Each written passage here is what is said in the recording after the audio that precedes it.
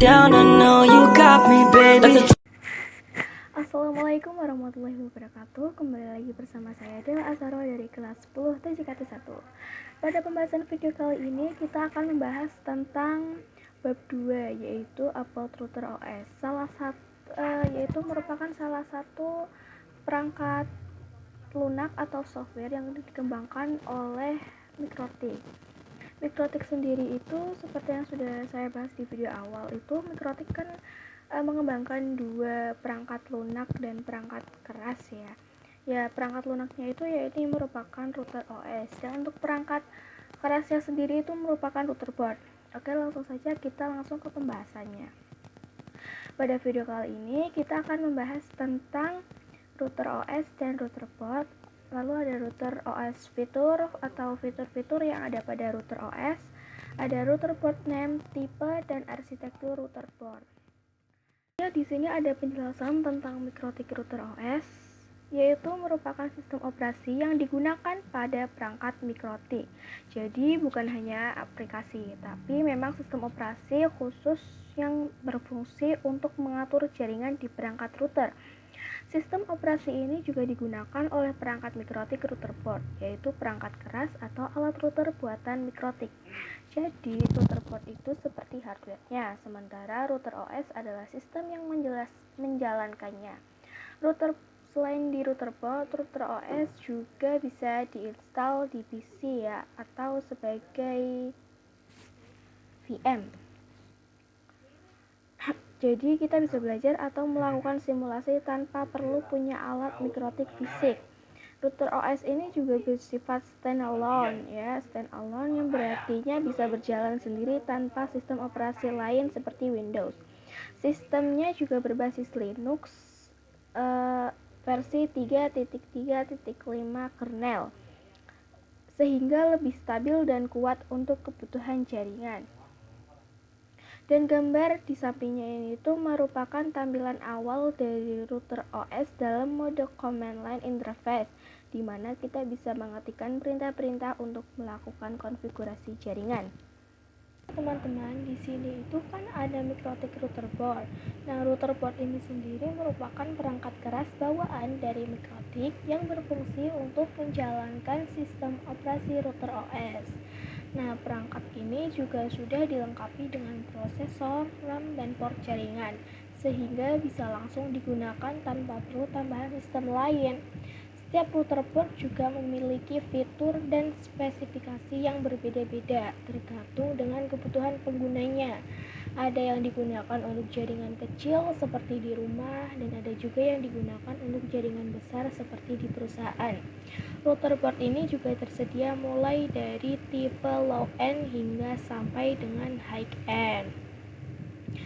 Nah, di bawah ini juga bisa kalian lihat ya beberapa contoh atau bentuk dari router board dengan model dan ukuran yang berbeda sesuai kategorinya. Sebentar, saya ketikkan dulu.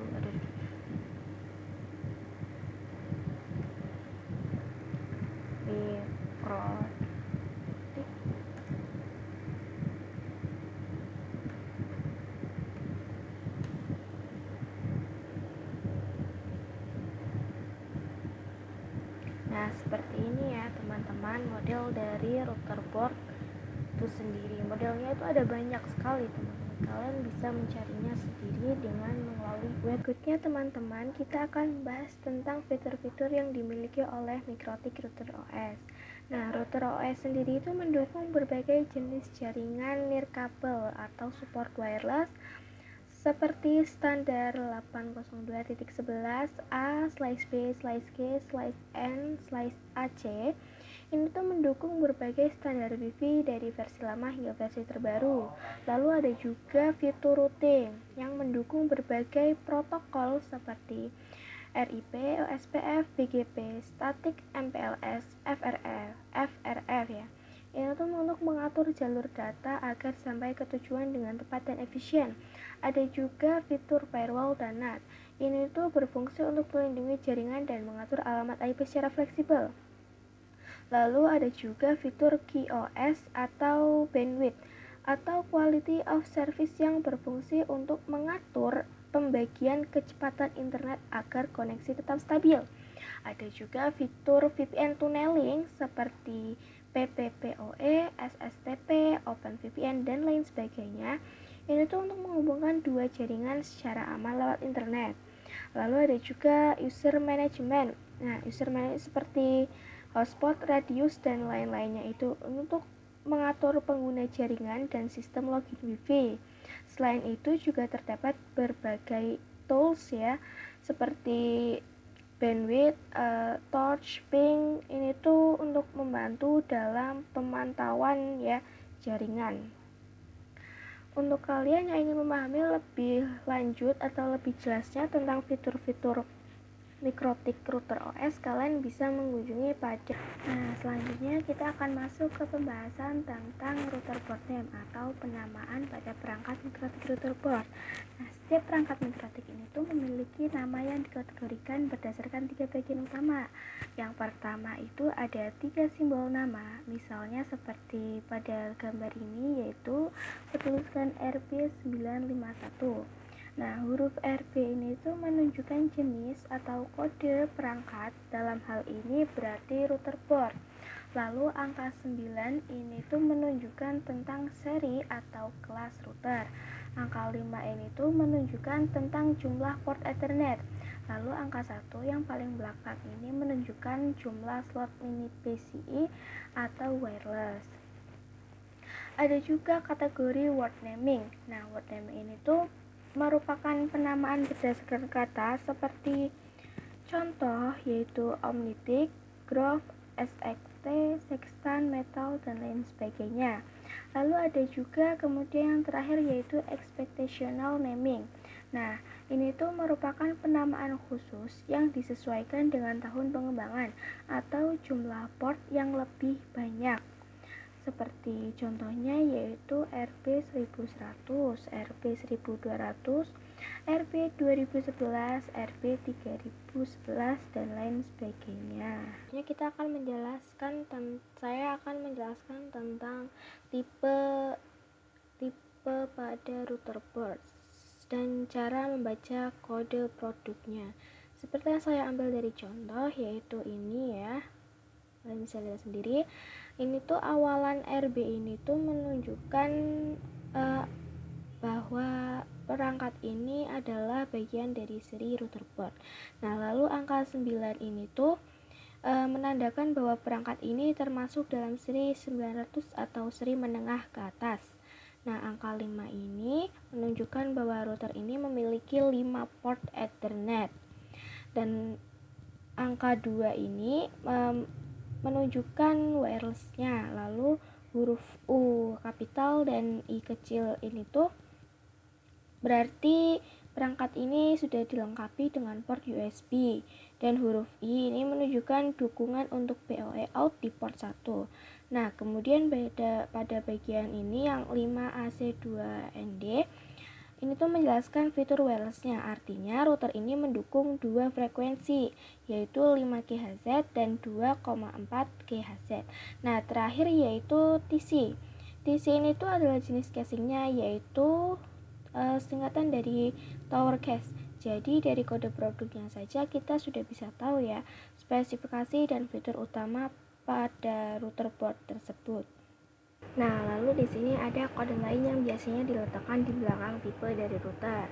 Nah, kode tambahan di belakang tipe router ini tuh biasanya menunjukkan fitur atau kemampuan khusus yang dimiliki perangkat tersebut. Misalnya nih, huruf U besar ini tuh berarti dilengkapi dengan port USB. Nah, kalau huruf A berarti router tersebut termasuk seri advance yang biasanya di atas lisensi level 4. Nah, selanjutnya huruf H besar ini tuh menandakan high performance. Artinya router ini mempunyai prosesor yang lebih tinggi dari versi standar. Nah, huruf R ini tuh menunjukkan bahwa router itu sudah dilengkapi wireless, card bawaan atau embedded. Sedangkan G ini tuh menandakan bahwa router tersebut sudah menggunakan Ethernet card GB. Lanjutnya juga ada kode P ya, yang berarti router ini tuh punya power injection dengan controller. Dari I yang berarti single port power injection without controller. Lalu kita bisa di sini ada huruf L, yaitu artinya versi light edition atau paket hemat ya. Lalu di sini ada huruf S, biasanya ini tuh menandakan SFP port. Sedangkan E kecil ya, ini tuh berarti router ini tuh punya PCLE interface extension card. Terakhir itu ada XN, di mana N adalah jumlah core CPU. Misalnya nih, N-nya kita anggap aja 2, X2. Nah, itu berarti 2 core, atau X16 itu berarti X16 core.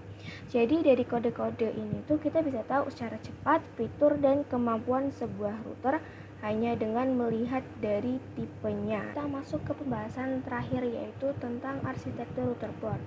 Nah, jadi ini arsitektur ini tuh bisa dibilang kayak otaknya router, alias bagian yang ngatur kinerja prosesor di dalamnya.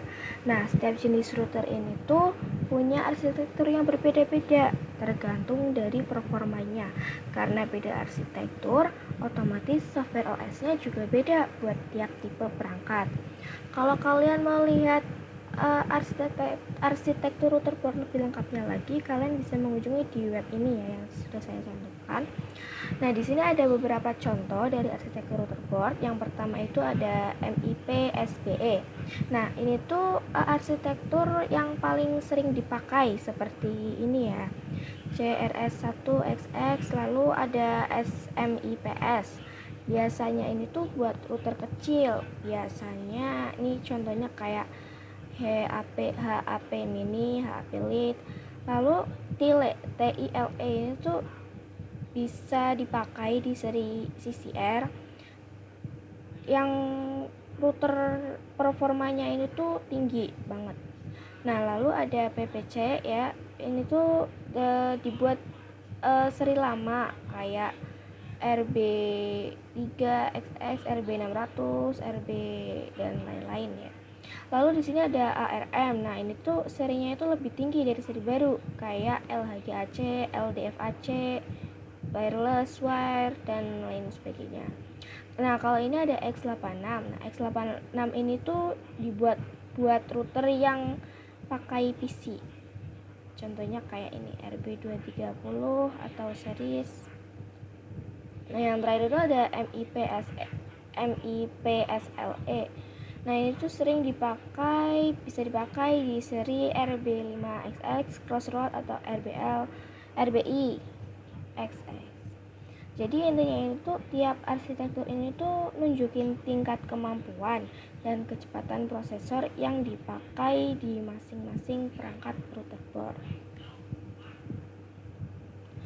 Nah, sekian video saya tadi. Jika ada salah kata atau pengucapan, saya mohon maaf sebesar-besarnya. Wassalamualaikum warahmatullahi wabarakatuh.